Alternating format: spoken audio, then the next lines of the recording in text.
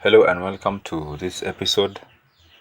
And this episode might be quite a long one because I have been taking the time to really curate this episode to cover quite a lot of what happened in a span of 10 years. And I've really tried to condense the information so that it can actually be succinct and really profound. And this is in an objective way. I don't mean it in a subjective way.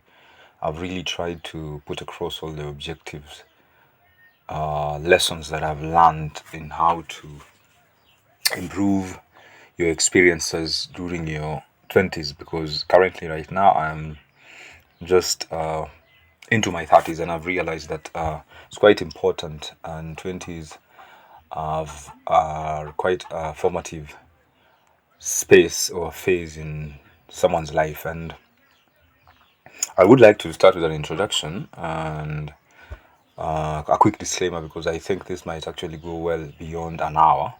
So if you really are in for the quick 10 tips or 20 tips, which are very punchy, this might not be your typical podcast or typical show.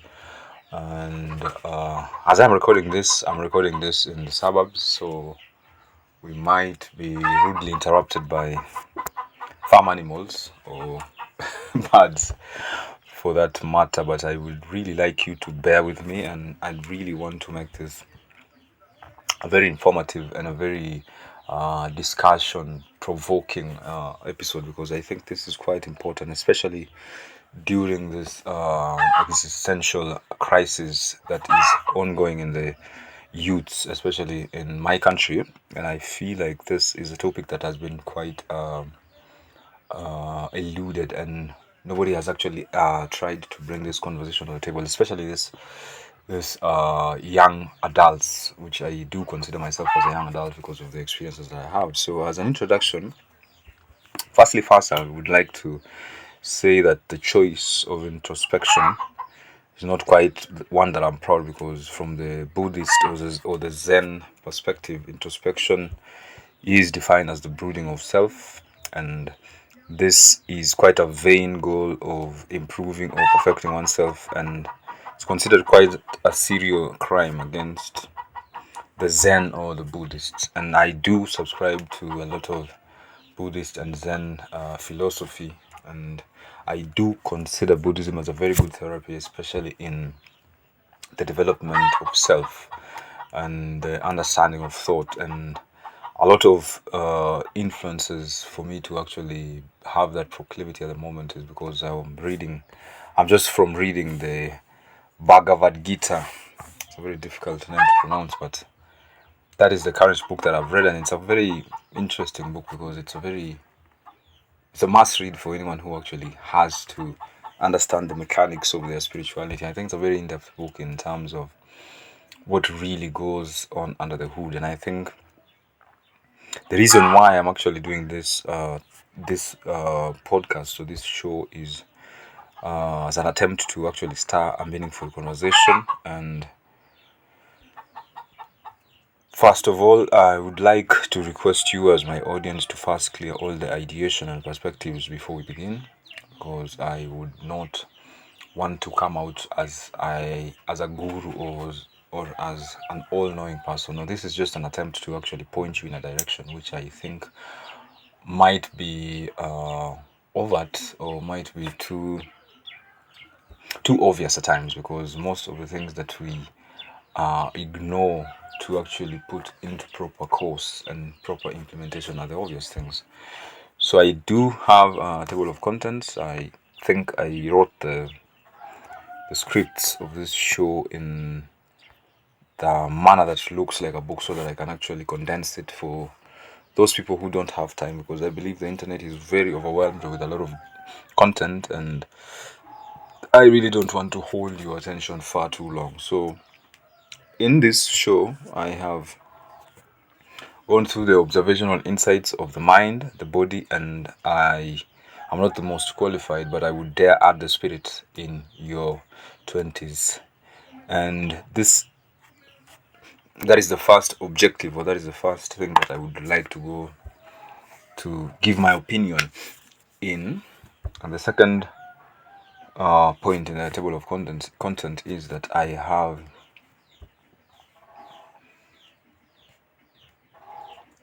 have really espoused on the identity crisis that should not outlive your 20s. I always consider your 20s as your exploratory years, and during those years, you should not stay too long in your in your exploration. Sorry, I consider your 20s exploration, your 30s exploitation. I hope I'm making that clear difference. So you should not take your identity crisis or your self ideation beyond your 20 years. And I think another thing that I would really like to talk about too in the show is on a personal experience is why reading has the most exponential benefit for, especially if you culture it in your 20s or make it a habit, habitualize it in your 20s, it has quite an exponential benefit, and I think I'll get into detail uh, in the show.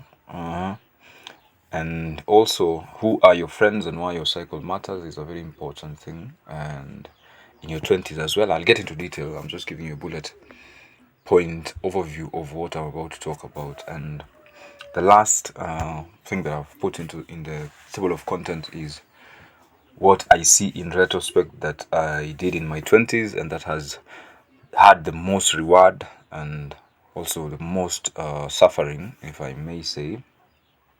And I think if you are not of the 20 brackets, or if you are, if you have quite a good level of self awareness in your 20s, you will probably relate with this, and probably you might be loathing this because these are pressure points. I consider them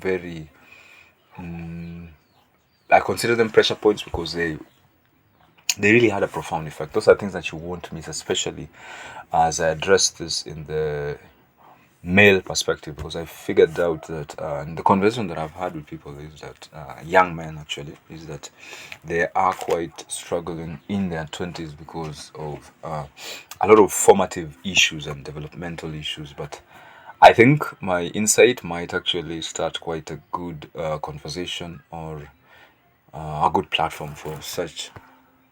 My caveats are this. Because everything I do consider everything has an exception, every law, every rule has an exception. So what I'm saying is not gospel truth primarily, but what I'm just saying has its own biases, and my biases are that the first thing is I am a man. So most of my perspective or most of my outlook primarily is from the male perspective, so I might not have a clear understanding exactly what are the differences between a 20-year-old man and a 20-year-old woman, even though those differences may be diametrically opposed, because women do actually follow quite a different clock, which is their biological clock. So most of the time you find that a 20-year-old woman and a 20-year-old man are not necessarily in the same maturity level, and their own systems are very different and very complicated. And I think the best person who can actually expound more on details in that perspective is a woman. So I don't want to cross borders and claim that I have insight beyond what is masculine. So I will address most of this as a man because I am a man. And the second thing is the phenotypical sense of it. I am from Africa, so I will deliberately avoid saying which country because of certain freedoms, because of the political climate. Although one of the things that I've made a rule for myself is that I don't talk about politics, even merely at the pedestrian or civil level. Because for me, even though this might sound as an insult, I find politics as the lowest form of intelligence. And I think because of the type of politics that we do have in our country and how politicians express themselves and how the whole political game is played, I think is very monkey tribe kind of politics, and I do not want to operate at that level of vibration. So I'll avoid it, not because I'm better than anybody else, but I do not want to sink into that level of status games. But so and also, I think when I say my introspection in my 20s, I don't perceive the 20s as a discrete counting systems whereby I see it as a continuum of progressive development phase whereby we are not mass produced. Therefore, we at an individual level do develop differently. So, what I might mention are not, what I do mention are not in the chronological order of importance. They are just things that I've noticed and are random. So their level of importance are not as according to how I've numerated them. So, and this necessarily doesn't mean that when you're 21 or when you're 29, these lessons do not apply. And you might learn something very profound in 21, and you might learn something that's very foolish at 29, and both will carry the same weight in terms of your livelihood improvement, in terms of your mental awareness improvement or such. All right. And my other caveat is that my salient perspective in life is that life is a set of games, or is a big game with multiple mini rewards, and I think that is always quite insulting if I do say so, because most of the time when I do say that, people think that I don't take it seriously. But if you see it that way, there's a Buddhist advantage of non-attachment, which you will start realizing that a lot of things are transient and a lot of things do not have to be that serious. And I think that's my own salient perspective, because I feel like when you see it as a game, you might actually stand a chance to improve it. Or if you see it as a game, you might not be attached to it. If you see it as multiple games, even better, because now you will be playing them at very contained levels. My other caveat, which I believe is the last one, because I don't want to bore you, and these are not rules, this is not advice in the shallow hole sense. Some of it will not change your life. Some of them are regrettably obvious and trivial and nuanced. And yes, every rule has an exception, and so that's all things that I will say. So these are not things that are set in stone. And I always believe in David Deutsch's saying that he says that all knowledge is conjecture. So everything that qualifies as knowledge is just a good guess. So these are my good guesses. And what I've actually seen in a brief and succinct way as as a deviation, as a slight deviation from the main topic, is that your 20s, as a man, your 20s are your exploring years. This is a time that you will do most of your exploring years. So this is also a good chance. Whatever I say, whatever advice or whatever suggestions that I give you are points to be explored and experimented. And I always have this outlook of the scientific method, though not the logical, stiff sense of scientific method, but I always use it in deductive reasoning, whereby I have to really get to the root bottom cause of what it is. So take these pieces of advice and explore them. And I think while you start getting into your 30s, by now you should, it's not a must, it's just a should. You should have points whereby you can actually boil down and start exploiting them. 20s are for exploration, 30s are for exploitation. Though not necessarily as a rule, because I've actually said initially that all rules have an exception and all knowledge is conjecture. So this is just quite an interesting suggestion. So you might be 30, but you're still exploring, but which is also fair. Life doesn't have a script nor a prescription. Everything is just best done in your own context and your own benefit. So to get into the main points, therefore, these are my introspective moments or teachable moments or lessons, but or suggestions depending on how you want to take them. So the first one, and very important one, because it actually got me through a very chaotic rabbit hole, and the first one is validation and external locus of identity. I think I suffered this quite a lot in my 20s, because everything was externally located. I was so bent to the externalities, and everything was to seek validation. And I think a lot of people don't actually accept it in terms, because it's a very ego threatening thing to say, because while you're growing in your 20s, you always are starting to become aware of your ego, or the self, or the I, the conscious I, as Zen masters would call it. And so a lot of times you might not come to accept it because you feel attacked when somebody tells you that most of what you're doing is to seek validation, or most of what you're doing is controlled purely by the external locus of identity. And if we are being honest with ourselves, this is quite a pandemic, and this leads to an existential crisis. And you might, if you don't take care of it in time, you might profusely bleed on yourself, and even worse, you might bleed on others, because what you're seeking is not something that you can find because it's externally located. So you are attaching your cart to a wild horse, so it will lead you to anywhere, and you might not find the satisfaction, because we find a lot of times that we are chasing trends. When you're in your 20s, what is hot at the moment is what is significant to you. You want to be part of a crowd, you want to be part of a group, and it's okay, because most of the time we are actually entering into the stage of the world. And if you are not aware of it, it's a problem, because if you are aware of it, it's a good thing, because it's part of your exploration.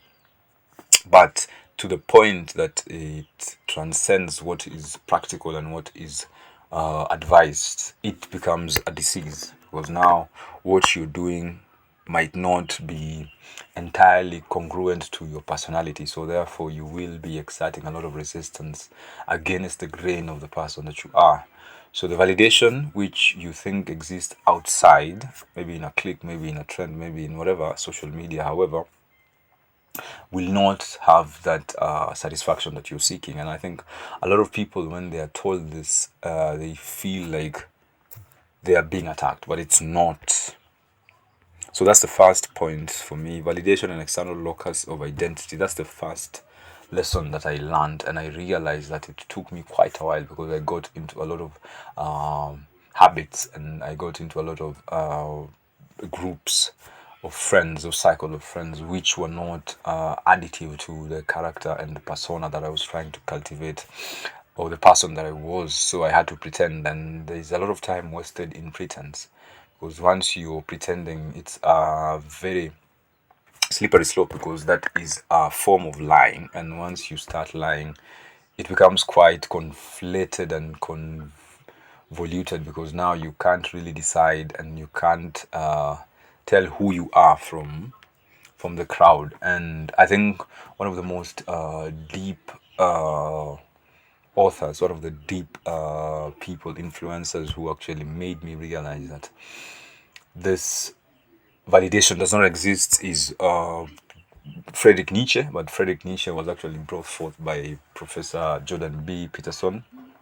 And Friedrich Nietzsche talks about aiming straight and telling the truth. And I think the validation that you're seeking is never true to yourself, because you are actually living out someone else's truth. Because the person that you are does not need validation at any point, because you live to optimum level of who you are. And if you are rooted well enough in the person that you are, you would not need validation. And I think because by that you will be expressing your true self. So I think the first point is validation and external locus of identity. If you do have anything to comment in the section, please just say it, because I think we have seen this become quite a pandemic. And with the advent of social media and social media platforms, which actually reward with social rewards, which are not really rewards, because they are very ephemeral in their existence, because you cannot subsistently live on the likes and the comments and the trending in TikTok or in Instagram or Facebook, especially if what you're doing is just merely for noise. Because I think most validation are sought out in the chaotic realm of social media, whereby you're trying to be the loudest monkey. And I think that is when it becomes so much chaotic. And I think I might be correct by saying that I've seen a lot of youths, especially in my country, take their quote unquote noise to social media just to try and outnoise each other, and this has become quite a way of reducing the total sum of intelligence in that category. And it's concerning because this is very, very critical in the sense that what they saw at the 20s will be reaped maybe 20 years after that. And I've seen that because now you've seen the first cohort of social media influencers who were caught in the noise are now in their 40 years, in their 30 years, in their 50 years, and they do not have things that were socially rewarded to them through the social media and the validation and the external locus of identity, because it's a very futile and vain attempt in plugging yourself into a society. Because I think in your 20s, what is of utmost importance is what is fundamental to compound interest, is what is fundamental to plugging yourself into society, your skills, your education, things that actually have rewards, not social rewards, but rewards. So that is on validation and external locus of identity. I'd like to go to the second point, and it's actually an extension of the first point, and I think I get it from Naval Ravikant. I think he's one of the most deep thinkers, and from his influence, I've actually been able to improve extensively on my epistemology, because he actually has quite a very profound perspective on things that really matter. So one of the things that he talked about, and I think this is an effect also from the validation and external locus of identity, is status signaling games should be avoided. I think when you're in your 20s, you should be able to know that there are two types of games which are played socially. I think it's, yeah, majorly socially. One is the status signaling games, which involves mimicry and benchmarking. And the other one is the wealth games, which are authentic and should be encouraged, so that you should save your time and find the cause that your life should follow. So most of the time the status games are social games. They have social rewards. So it's the loudest monkey, the shiniest, brightest plumage bird, those type of things. They do not go beyond the deeper level of personal development. And yes, there are situations whereby you might be forced to play these status games, but the problem with status games, they are not positive sum games, because these are games which are hierarchical. So you have to put someone else down so that you can rise above them, and it's very chaotic. It's not sustainable in the sense that when you run out of people to put down and you are the apex of it, you are becoming the target to status games. And it's very I think I've experienced it in my workplace, and I started working when I was in 20s. So most of the time you're actually playing a status game with someone who's in your 50s, and you find that in the office your arch enemy and nemesis is somebody who's a retiree. So you find that they are caught up in that status game and they do not have a reward for it, because status games are considered to be stupid games, because we don't live in our monkey tribes anymore. So you don't have to be the loudest monkey to get the rewards. Perhaps maybe status games might actually work in the political scenes, but I have said before that political scenes are not my kind of scenes, because they are very futile scenes, and there is really nothing material that can be gained, nothing of material that can be gained from the political sense. So I got this interesting idea from Naval. I would really like to spread the word and gospel and really preach his name, because most of what he speaks has really quite practical. I think he calls it rational Buddhism. Most of what he speaks are very, very much applicable. And the way he spoke about status games is because of how he differentiated hunters and gatherers being the inventors of status games, because they had to carry everything on their backs. So the first people who actually did the status game was the hunters and the gatherers, because the one who went into the forest and came back with the biggest bunch of spoils was considered a very good or a very efficient or a very for that moment, but we don't carry everything on our backs right now. The societies that we live in are very efficient like that, because you don't have to carry your food or your water or your house, because we live in communities. And the wealth creators, due to sociological evolution or something relative to that, are the farmers.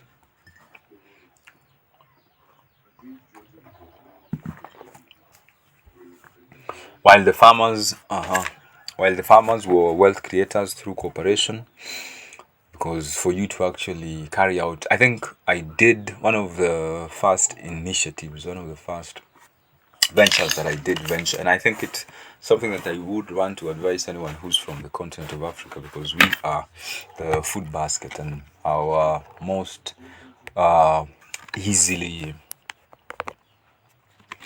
easily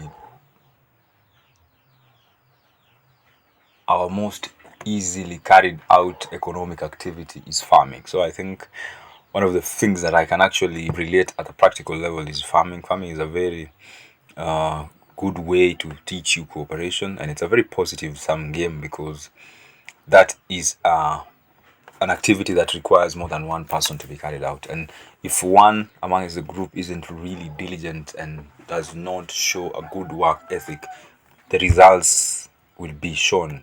The output are directly transmittable to the inputs.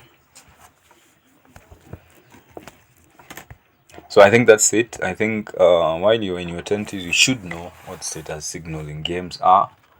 And these are a lot. I think these are quite a lot. And they are promoted, interestingly, they are promoted by few people.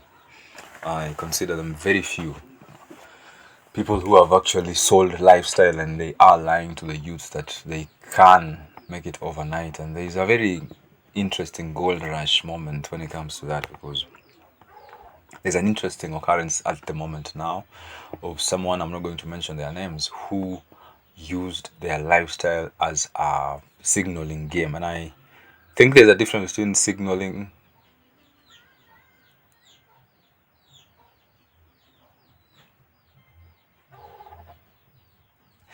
who used their signaling, who used their lifestyle to signal that they were successful, and in the end, what war, what they were doing was not ethically correct. So you find that because of such people, you might think that it's good to signal your status or to play the status signaling games, but it's not profound, it's not sustainable, because what you are rewarded with is baseless. Most of it, they do not have foundations. But when you actually teach yourself the wealth games, and I don't mean necessarily these are games that will reward you. They might eventually, they do actually eventually reward you with material wealth. But most of the time, if you actually are keen enough, you might profit more, especially in your 20s, from the immaterial wealth, because at this point you are actually exploring, and your virtues and value systems are being formed, and those are very, very indispensable.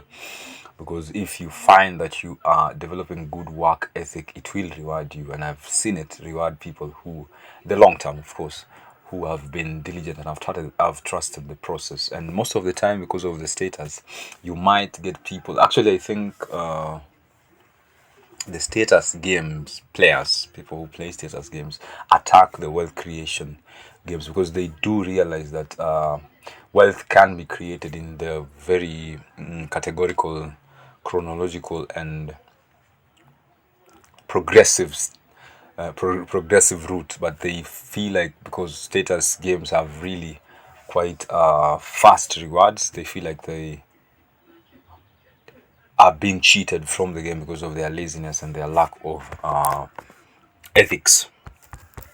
So I really want to talk too much about that, but I think second thing is, as your 20s, you should be able to start differentiating between status games and wealth games, and wealth games are authentic. So if you're not playing the authentic game, you will lose, of course, because it will test you there. It's a very well oiled machine because of evolution I can't say evolution by natural selection, but yes, there is that aspect too. Because if you're not uh, good in your work ethics, if you're cheating the game and everything along that line, you will lose. You will lose because people who one of the biggest testers in the wealth creation games is time. My example that I used was the example of farming. If you do not really understand the nitty gritties in farming, however, how small the scale is, and I especially encourage youths in my country or in Africa to actually do it at a small scale because the model of agriculture at a small scale and a large scale do share what fundamentally uh, do share the fundamentals. So if you are, for example, raising chicken, 10 chicken, and another person is raising 1,000 chicken, you will have practices that are correlating. And so they will teach you a lot of virtues and a lot of principles, and it's a very interesting thing. So once you start playing the wealth game, that's just an example of wealth game. Not everybody has to become a farmer. But once you start playing the wealth game, there is the immaterial gains that come about. There is the wisdom, discernment, judgment, all those things, specific knowledge, all those things do come as a bundle, and they will actually stir the curiosity in you for you to actually start playing the game as it should. And it's a very interesting game. I think when we actually submit to these games, we might interestingly reduce the number of depressed youths because most of what causes depression is through the status signaling because you are seeing a screenshot of someone's success, quote unquote. Most of the time it's not their success, but it's how success looks like. That's why I call it signaling. But the wealth game is actually very humble. It's a very down to earth process, and it actually doesn't have an ego. Of course, it might, depending on your character, but most of the time, people who actually do it sustainably for a very long time develop quite interesting and profound, deep characters. And I've met them. You can have conversations with them for a very long time, and there will be no envy, jealousy, or trying to bring each other down. Most of the time, it's a very positive sum game.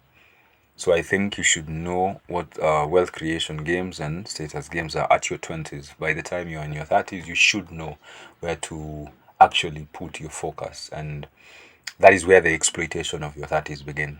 Because without that, you will be only punching aimlessly. So the third thing,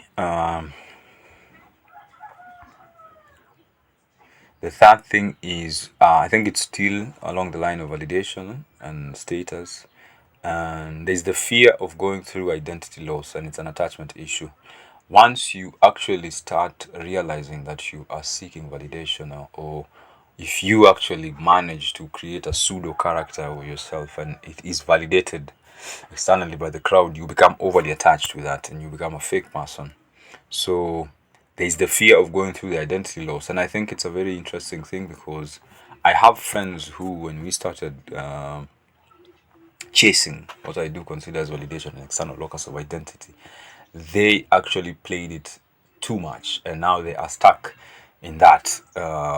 They do not want to go through the identity loss process.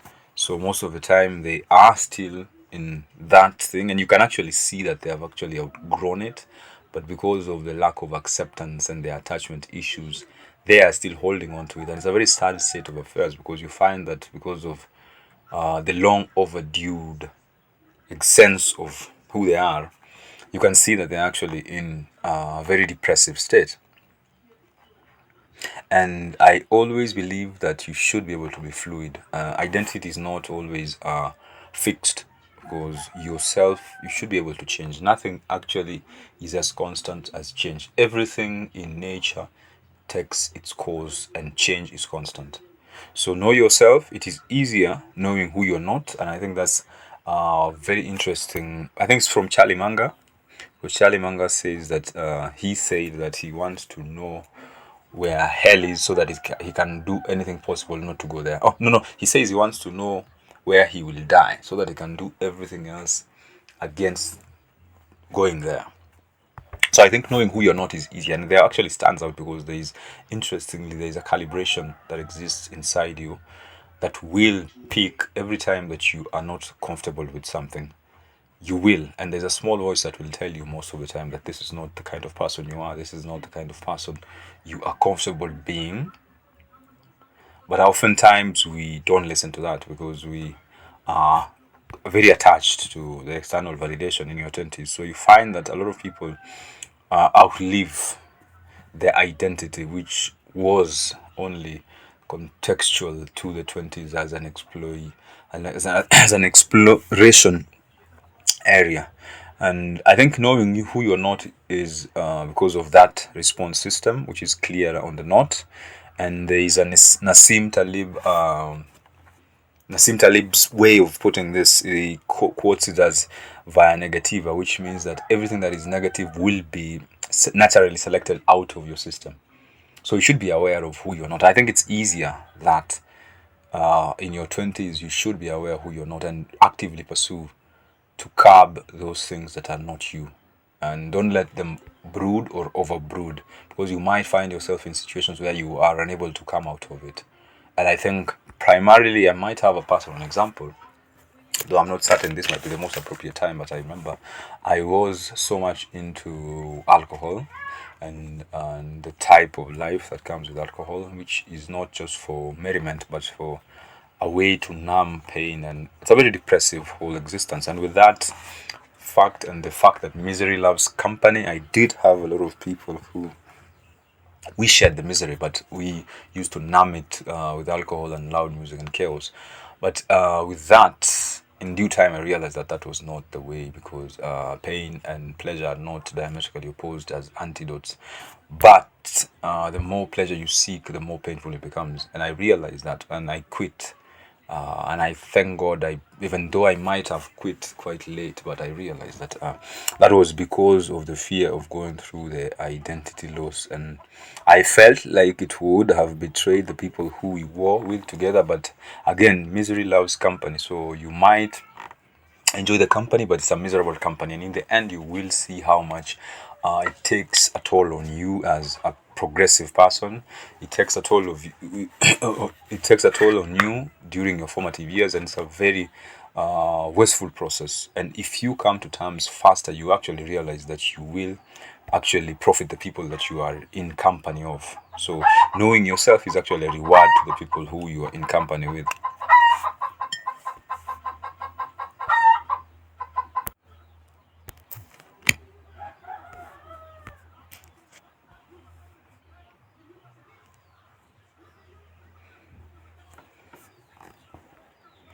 All right, so the third one, that's the.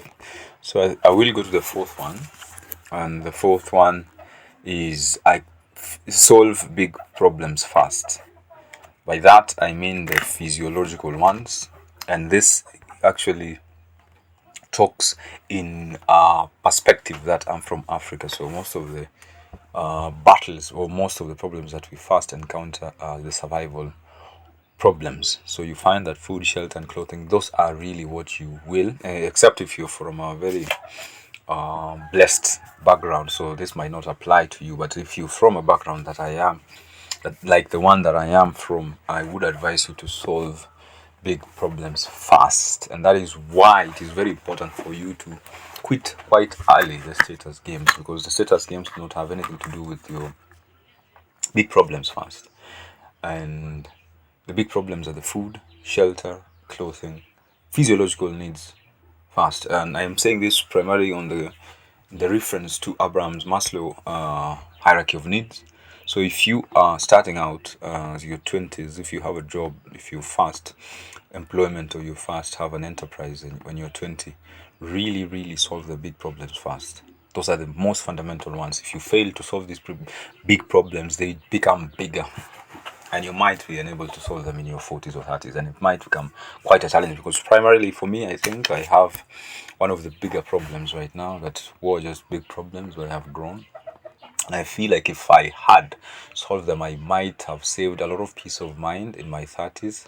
So partly this is a point of regret as well, because I didn't. So I think in your 20s, if by the time you're getting into the second half of your 20s, you should start solving your big problems. And in not in the big ways. I think that's where I should also get it clearly. And by mean when I mean food or shelter, for example, because housing is a problem. So most of the time, and the generation that I'm from, most of us are having that challenge right now, and because it's long overdue. Most of us did not really wake up to the idea that you have to have a house to live, you have to have a house to start a family, and now it's overdue. And this topic is actually laced with a lot of anger, bitterness, and resentment. So most of the time, you find that people use the excuses that they were cheated by the baby boomers or by the generation that they precede, or the generation that precedes us. But solve big problems fast, but not in the big ways. So if you are building a house, build it as per your own how much you can afford to build it. And shut out the noise that you see along in the social media platforms whereby people are building expensive houses. If you're buying a car, buy a car that is within your range. Mobility is actually an important thing as well, because when you're mobile, you are saving time. So if you can afford, even if it's a bike or a border is what we call, buy it and use it. It will make you a very fluid person, and it will actually wake you up to the reality that yes, you're part of a system, you're part of a society. Your contribution to the society is how well you get your return on investment in terms of time. And so solve big problems fast. Don't solve them in a big way, because escaping from the escaping from the pressure, societal pressure, will actually save you a lot of energy. So focus on the physiological needs, the food. Make sure you have a good source of food. And food, once you have a good source of food, the next thing is to have a good source of nutrition. Nutrition and food are different. Food security might not necessarily mean good nutrition. Sorry. So if you can figure out those things fast, they will give you a very good peace of mind, and you can actually start going up the Maslow's hierarchy of needs. If you don't know what Maslow's hierarchy of needs, please take the time to check it out. So solve big problems fast. That's the fourth. Number five. I think from the five, there are a few points that I will go into abstraction, and they might not have quite the practical sense, but these are just things that I came to awareness and philosophical, in the philosophical sense. I'm sorry. So number five is hope is a currency for the hopeless. Aim straight and live by the truth. And aim straight and live by the truth is from Friedrich Nietzsche. I think I've talked about him. And the truth is actually what will save you time. And I think we actually go in cycles a lot of times because we don't embrace truth. And it's a very overly said statement, or it's a very whitewashed statement, because most of the time people say truth, but the fundamental weight that the truth carries, especially in your formative years, will have rewards exponentially into the future. So if people know that you're a truthful person, if people know that your modus operandi is only and through truth, then your life becomes easier and you become faster. How you start maneuvering things goes faster. And the first half of this fifth point is that hope is a currency for the hopeless. And I have actually gotten a lot of gotten into a lot of arguments, because hope is a currency for the hopeless, and the hope is actually sold in wholesale by the religious factions. And I think most of the time people do not really see the religious institutions, especially in the context of Africa, as avenues for hope peddling. And I think that's the problem, because once you have hope, it means that you are anticipating a future that is not yet there. So you're living in a very procrastination in a procrastinative way, if that's a word. And I think once you start getting addicted to hope, you will start putting so much into the future and doing nothing in the present. And I've seen that. I've seen how toxic religious institutions can actually cause paralysis in a society. And through the treading of hope, through this hopeful, I think it's not even hopeful, it's like a hopeless, disparate lying systems that they have put in place. So you should be able to be able to, you should be able to know that in your 20s you are the best position to actually work. you are the best position to actually experiment. So hope might not be the most important currency at that point.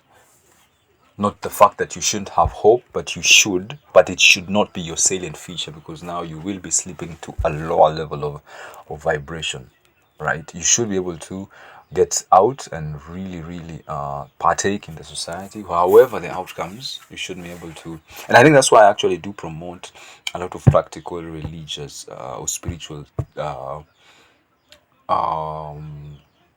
scriptures or text or institutions. I think what we have as a religion, I think I'll talk about it more in another separate show, but I think what we have as a religion is not practical. What we have as a religion is a controlling political and a controlling extension political arm. And it does not really profit the youth or doesn't profit the citizenry. So I think most of the time, what I do actually encourage the people in their 20s is that you should be able to be open to other spiritual experiences or other spiritual doctrines or scriptures or books or resources. Do not only subsist in this kind of religions. I'm avoiding to say Christianity because what is most pandemic or epidemic in our context is the Christianity, but I don't want to directly attack it because this is not the type of show. So hope is a currency for the hopeless. Remember that, and aim straight and live by the truth. That's the fifth. Always try to live by the truth. Do not play these lies games because they will catch up with you, and they do have a tenfold repercussion because you will get away with it because the easiest thing is to lie, but the biggest culprit or the biggest loser once a lie is told is the liar. So it's a very catch-22 type of thing. But the fifth, I repeat, the fifth point is hope is the currency for the hopeless. So aim straight and live by the truth. So number 6, play long-term games with long-term people. Play long-term games with long-term people. I think when you're at your 20s, if nature allows, or if you are going through to live out your life, you ought to start playing long-term games. Those long-term games are still the wealth games, the positive sum games, the cooperative games, things that are actually have rewards in the system because you are giving value to the system in exchange for money or in exchange for capital, in exchange for anything else which is long-term. Long-term games with long-term people. Long-term people are people who have integrity, intelligence, and energy. High energy, actually. So you can be able to sell those people who are long-term people. These are people who have projections into the future, 5 years, 10 years, 20 years. These are not people who are thinking in the short term. They don't want status. They don't want acclaim. They do not want validation. They don't want any praise or whatever thing that they want in the moment. And the short-term games people are a lot. I think I've had to contend with a lot of people, and people are stuck in those short-term games. They are very easily identified.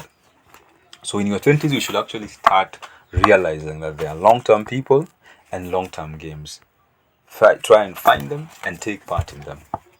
And it's very good, and I think it's a good advice too, to also take something that is big. Do not think in mediocrity.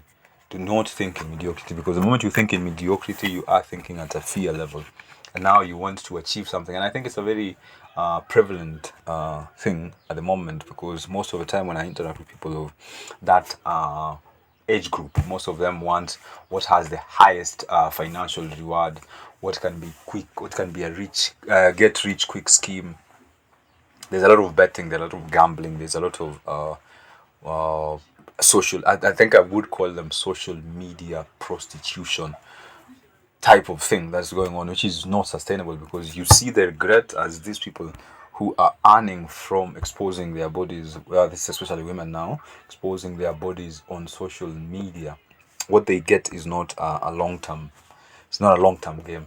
So I think as you are at your 20s, you should find out these long term games. And one of the biggest thing as per now in terms of the long term is technology. So you should get into STEM. I think it's a very biased advice because I have transitioned from science to engineering. So I think STEM is a very essential uh, long-term game bundle if you think in career-wise. So science, technology, engineering, and mathematics, those are things that actually would have, and by natural selection, those are things would have, those are careers, and those are careers that would have long-term people via natural selection. So if another thing to also know is to avoid short-term games with short-term people. That's very straightforward.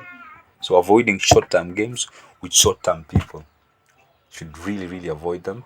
Short-term games are things that are actually played at the expense of each other. So you will win, but the other person will lose for you to win, which is very retrogressive. You get, so the short-term games are also, short-term people are also very dubious. Those are people who do not have the integrity or do not have the decorum to actually conduct business or relationships or careers, as a matter of fact. And the worst of all is still avoid long-term games with short-term people. Those short-term people are those people who have told you they are dubious people who do not really have concern for morality or ethics or anything in general. They just want to make the maximum, regardless of how they conduct their enterprise. So the worst of them, you should avoid long-term games with short-term people. So anybody, and it's very interesting, you cannot get into an engineering or a scientific field or a technology field purely on the fact that you want short-term profits. You can, but it's very unsustainable, and it will actually demand that you actually put in more than you might think. So play long-term games with long-term people. So number 7, still, I think I did mention that I do consider life as a game or a series of games with many prizes. And should number 7 is play, if you play stupid games, you will win stupid rewards. I think that's a very simple and straightforward thing.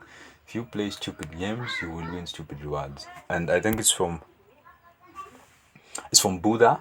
Buddha said that if you are taking part in an ego game, because most of the stupid games are always backed up with ego. So if you are taking part in an ego game, the one who wins is the one who loses. Right? So if you actually win by playing stupid games, you win stupid prizes. And I think that is what majorly happens during your formative years, because most of the time, what you're becoming aware is your integration to the sociological groups. So most of the time, you are still not aware what is the fundamental fabric of the sociological groups. So most of the time, you see what is superfluous, and through that superficial perspective, you would find yourself playing a lot of stupid games, a lot of status games, a lot of self or another person deprecating games. So you should avoid them. Yes, you might win because you, out of your intelligence, as per by your context, it might seem wise to actually bring some other person down, but at the long term, it becomes an addictive and a very stupid game. So you should actually avoid it. So number 7 is play stupid games, win stupid prizes. Number 8.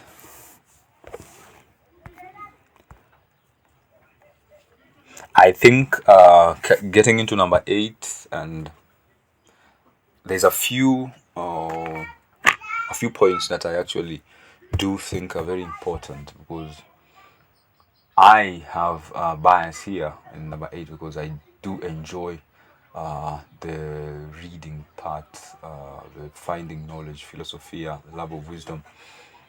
I do enjoy it, and I think it has had one of the most profound and exponential rewards, in that it has actually given me a lot of peace of mind, because it has given me a lot of mental models and a lot of algorithms. So I actually find that I move faster, I make fast decisions, and it becomes quite easier to increase your speed once you have identified the direction.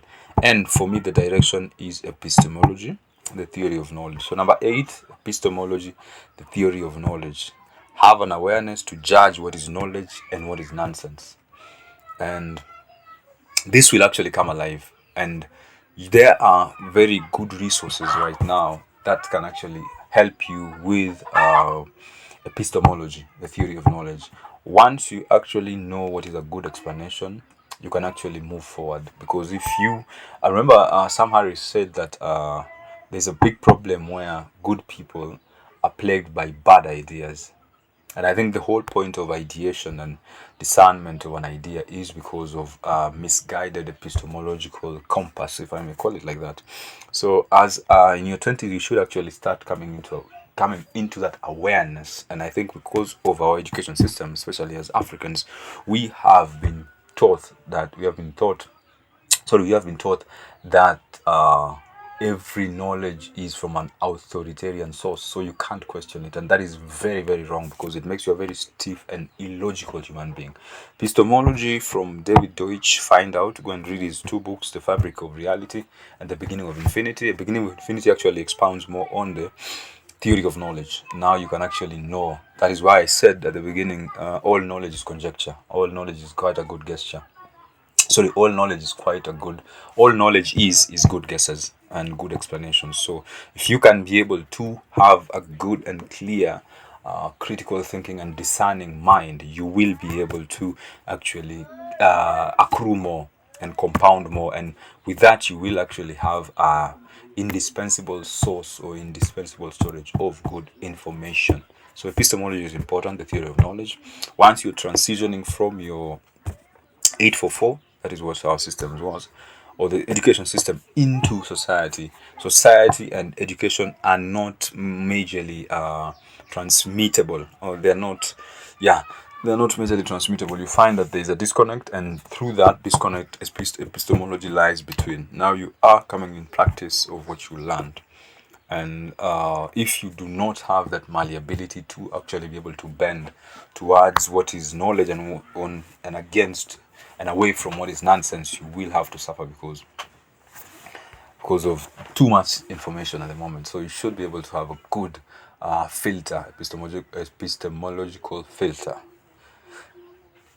So number 9, once you have that theory of knowledge which is clear, I think the best thing that you can reward yourself in your 20s is to read great books. And most of the time, it's not even about the books, it's about the authors, because the authors of those books, because they will infect you with a great mental models. And these mental models have multivariant effects. The more they still.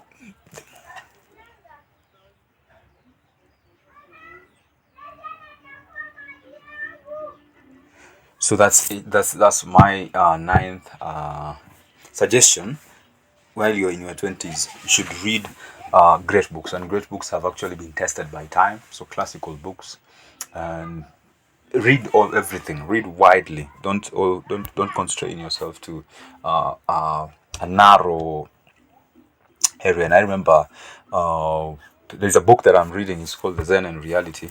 Zen and Reality says that ignorance is a narrow view, but I think that is what you can you can handicap yourself with, because if you have read quite a very narrow view of something, you might not have a clear understanding or a deeper understanding. And I've realized that most of knowledge or most of information are actually connected. Most of the things are connected.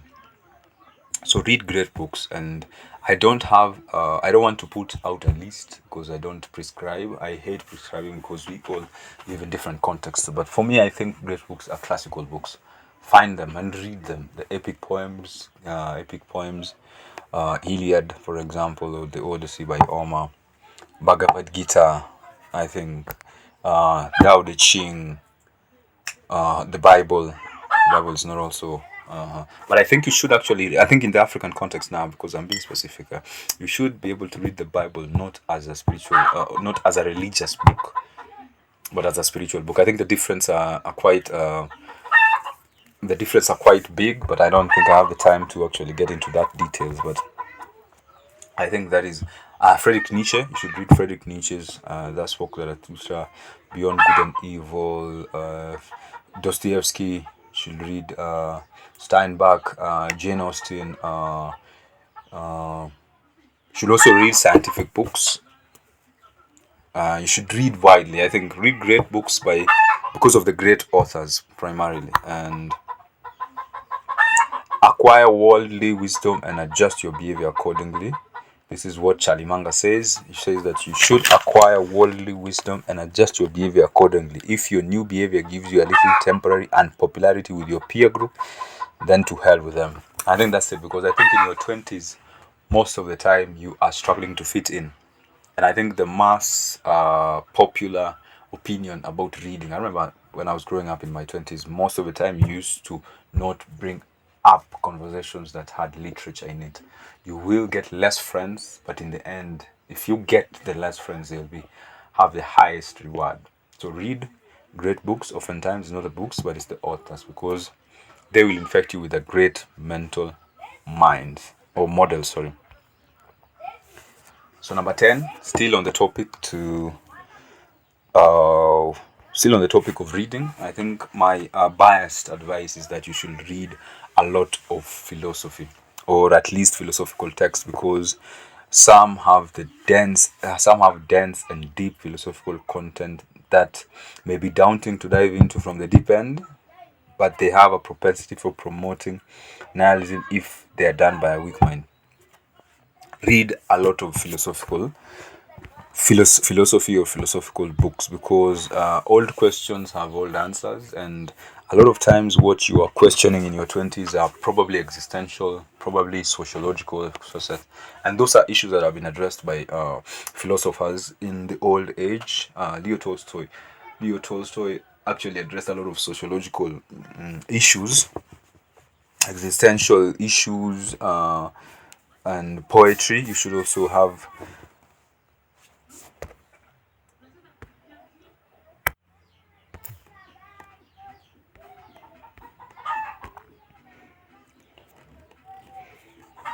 should read also existential musings and poetry. You should read Dante if you can, and these are not prescriptions; these are just suggestions.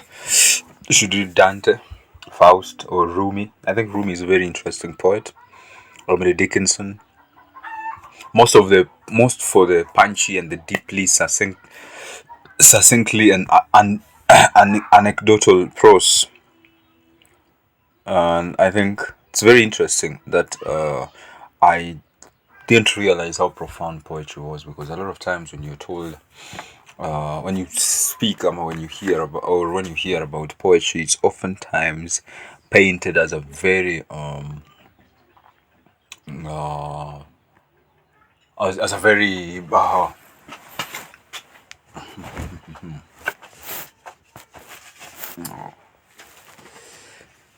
oftentimes when you hear about poetry, is always pointed out as a very unrealistic and a very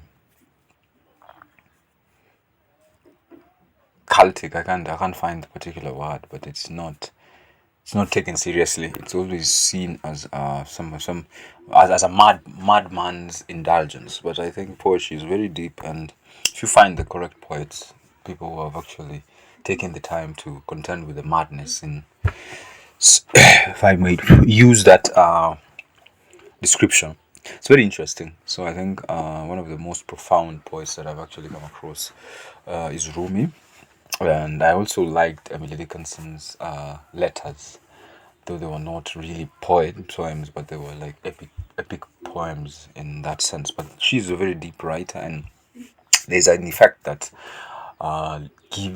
leaves you with whenever you read anything that's deep and profound, especially poetry. Poetry actually goes beyond literature, because it's not written out.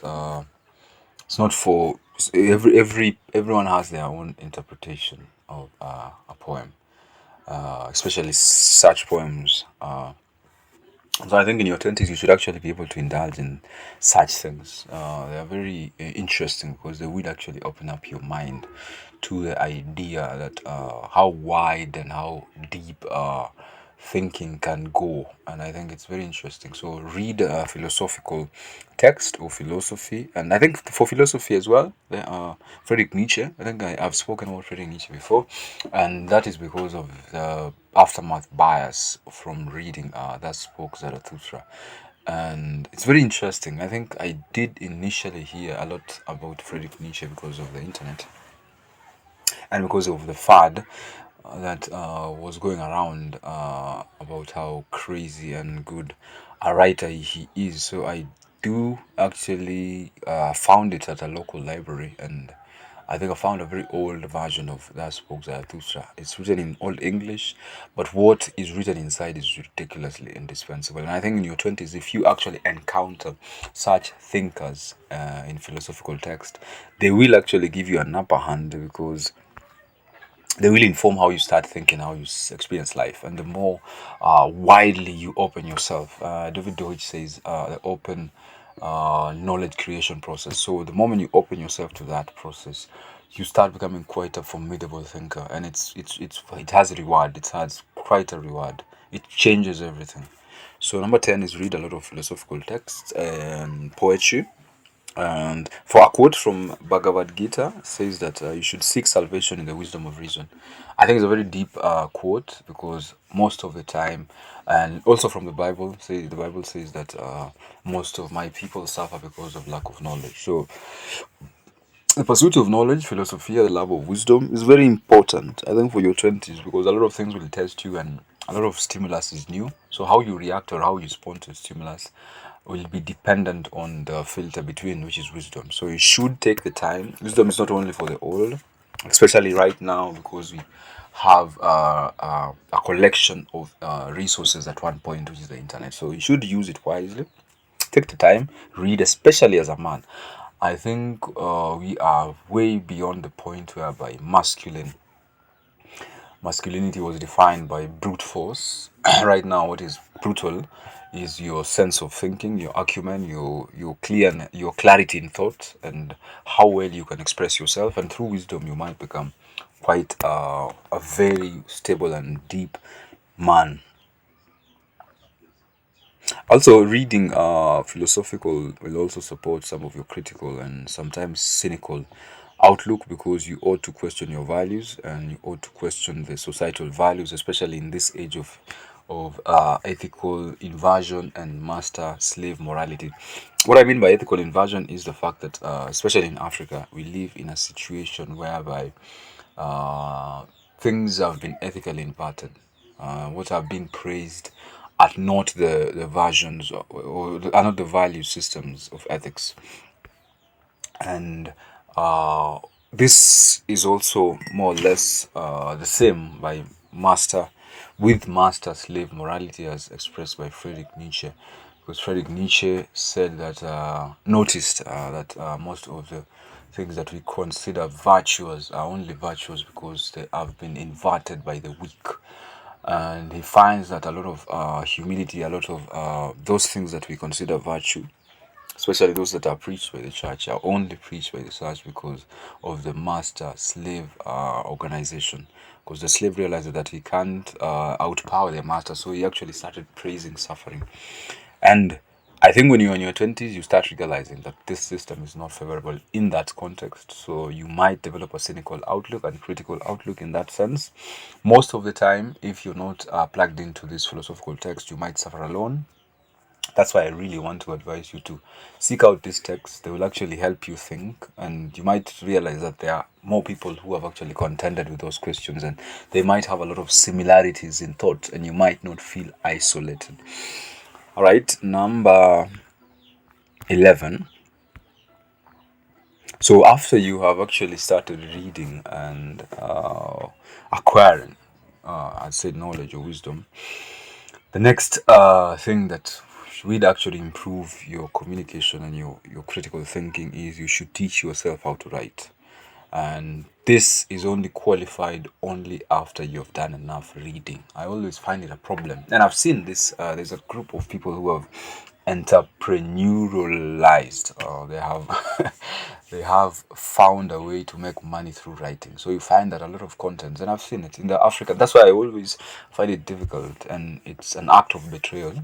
I might seek forgiveness for that, because I always find it very shallow to read books in the contemporary setting of African writers.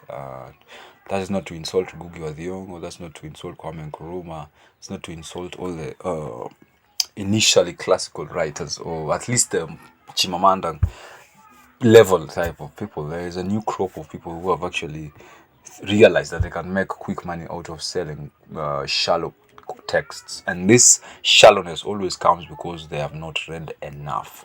You can never write, or you can't be a profound writer if you've never read enough. They are very mutually inclusive. So that's number 11. Teach yourself how to write after, and that is only after you have read enough. Number 12, you should teach yourself how to speak only after you have written enough. So so the first thing you should write, number 10, you should write only after you've read. And number 11, you should teach yourself how to speak only after you've written. There's a very interesting effect when you start writing. You start becoming quite a good speaker, a good communicator, because now you are aware that this is not just a medium of communication, but this is a selectively intentional choice of words, or intentional selective choice of words. Every word has its weight, and you can only realize that through writing. And you can see, I think somebody who has taken the time to journal, somebody who has taken the time to write, has a very different and a very good communication. So you can sense. So number 12 is teach yourself how to speak only after you have written enough. So I think that few bundle of 5 points, primarily on the reading, epistemology, reading great books, and reading a lot of philosophical text, teaching yourself how to write only after you've read enough, teaching yourself how to speak only after you've written. All those things are aimed at actually combing or actually strengthening your mind. I think at your 20s, you have enough time to actually spend on your mind, because I think what would reward you, not only in the material sense but in the immaterial sense, which actually outlasts the material sense, is your mind. So once you actually give yourself good information diet, you will have very indispensable and a very wealthy immaterial collection that will actually help you way more than the ephemeral things. So number 12, number 12 is you should be aware that everything has a cost, and there is no free meals. Most of these costs are hidden, and mostly what is costly is in relations. So a lot of times you might think casually as to that most of the interactions that you have are very pedestrian, in the sense that you don't lose anything. So you might spend time, free time, which I think it's not essentially free, because the more you grow up, you realize that time is a very invaluable currency. There's nothing that can commensurate you for the time. So you find that in your 20s, you actually do spend a lot of time idling or just hanging around people you know that they are not productive, or you know that their agendas are not progressive, simply because at that time you are plagued, or you are deceased by the people pleasing tendency. You really want to be the nicest person, and I think that's a very interesting thing, because a lot of times when you interact with somebody, you are either becoming wiser or you are becoming a fool. There's that transactional aspect that you don't see. So those are the costs most of the time, and if you are not careful, you might find yourself sharing a lot of misery, sharing a lot of ignorance, a lot of poverty. And I don't mean the material sense, because people who are not aware, especially because 20 years you're still not aware, people who are not aware tend to actually find a lot of distractions. And if you are part of this squad, or the people, or the group of people who are hell bent to actually put as much distractions between them and life, you will see what I mean by the hidden costs. So everything has a cost. Always know that everything has a cost, and the most hidden costs are in relations. Do not date someone who you don't think you'll marry. I think it's a very, it's a very less, it's a very less, sorry, Do not date someone you won't marry. And I think most of the time when I say that, people think that I'm too strict, but it's the truth. It will save you a lot of time, especially because with that you will know exactly who you want to marry, and with the process you will know who you don't want to marry, and it will hasten the process. And you realize that it's a very good thing, because once you start out by dating or having friends, long-term people, long-term games, if you remember, at the onset you will save a lot of time, because you won't it's an algorithm for for some sorts. It's a mental model, if I'm still while I'm still finding the right word for it. So make a habit to know exactly what are the costs. So one of the things is, if you actually don't, I'm just using the example of dating because that's what is most prevalent in your 20s, because you're starting to form relations. If you date someone you don't intend to marry, you will pay for the hidden costs, and it's a very high price.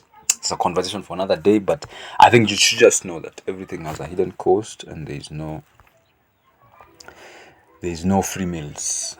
Number 15. As a man, I think now the more that we actually continue is I'm actually inclined more to manly, or rather man to man advice. So number 15 is that you should isolate and find hobbies that cause isolation. I think I consider this a very productive isolation. And reading cannot state this enough. Code, paint, play a music instrument, etc. Spend enough time with your mind. It is your companion for a very long time after. And I think for a man, you should also be able to know that the animal that resides inside you, the mind that resides inside you, should spend time with it. And a lot of men in this situation that we are living in, the current societies, we find that a lot of men are sleeping too depression, because they realize too late that they are not aware of their mind. They are not aware of the self that resides in them, because they did not spend enough time in isolation. The moment that you are actually a friend of the person that is within you, it becomes quite difficult to be depressed, because now you know them. And I think a lot of times people, or men essentially, we do not spend time to know ourselves, because most of the time, once you're in your 20s, your primary objectives becomes the external validations, or you start chasing women, or you start chasing status, you start chasing material. And that is how the system has been designed for destruction. So I think you should, as a man in your 20s, even though you have time to spend socially as with friends, or you have a lot of activities outdoors, you should also carve out time for your isolation and find hobbies that cause isolation. So one of the biggest hobby that I actually preach a lot of times is reading. And also at the moment now, since society is becoming quite computer centric, you should code. Coding right now is like reading and writing back in the days. You should know how to code, even if you won't really work, or you won't build software, or you won't use it. Learning to code is quite interesting, because it opens you to the realities of what is the modern and mostly used tool, which is the computers. And it will actually improve your, I can't call it intelligence, but it will improve your awareness or something. Or sorry, still in the point of isolation. The fear, FOMO, which is the fear of missing out, is not a thing, and you should never use it as an excuse. I think women use it, and which is excusable, because they may be operating entirely on a different hormonal configuration. But for men, fear of missing out is not a thing. You should not be able to jump on trains, or jump on buses, or road trips, or just this loud whatever, simply because you're afraid of missing out. I think as a man, you should be able to realize that all these hedonistic and pleasure seeking things are for women and children. And I think this is a cultural thing. Most people will not agree. And I might get cancelled for saying that, because I'm an African. I think I did put my caveats there. My bias is I'm an African. We do not believe in the noise. Men are solitary beings. Men are solitary beings, so you should not be swept away by fear of missing out. and it's a weak excuse most of the time for escapism and chasing shadows. So any man who quite says that they are fearing for missing out, or you're rushing into an event which is not congruent to your personality, or is not additive to the person that you want, you are not it will leave you empty and unfulfilled. So 15, isolate, find hobbies that cause isolation. Number 16, so you should hold strong opinions loosely and loose opinions strongly. And on this, I think one of the most strongly held opinion in the African context is religion. And I think I've mentioned this enough times to point out that I might, or I'm, no, no, I do have a problem with religion, in the sense that it is quite misguiding, especially in the way that it has been commoditized in Africa. So read all the scriptures on spirituality, not religion. Although I don't think religion and spirituality are related at any level, at best they are diametrically opposed. But this is a different conversation from the one that we are having today. So read the Bible, read the Quran, read the Bhagavad Gita, Zarathustra. I've mentioned it, and yeah, I think most of these spiritual books, the Zen, you should also Tao Te Ching, read Tao Te Ching. Those are, yeah, there are a few books that are actually spiritual. I wish I could give them a list. And with that, you should also, just as a balance, you should also be aware of other theories. The theories such as the Big Bang theory. If you find the time, I think you should have the time, because you're 20. You should read the first 3 minutes by Stephen Weinberg, and the Evolutionary Biology, Origin of Species, Darwin, Charles. Also avoid us being staunch in anything. I think that's why I'm saying that you should hold strong opinions loosely.